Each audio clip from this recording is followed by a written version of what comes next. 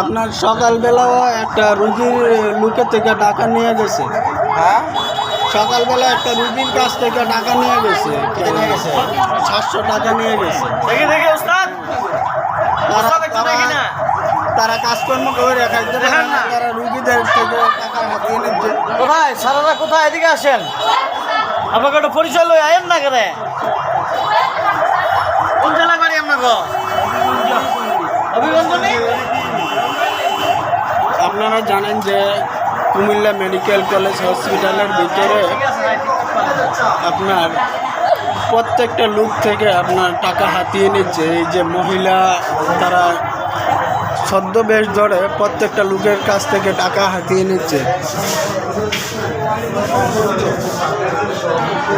আজকে 5-6 জন লোক ধরা পড়েছে।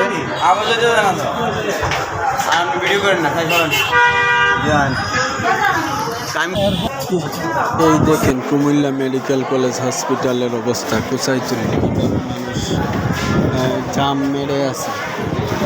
আর চোরগুলা এই ফাঁকে হাতিয়ে নিচ্ছে হাজার হাজার টাকা। বিভিন্ন এলাকা থেকে চোর এসে এইখানে জংশন বাঁধে। আজকে 6 জন চোর ধরা পড়েছে কুমিল্লা মেডিকেল কলেজ হসপিটালের ভিতরে।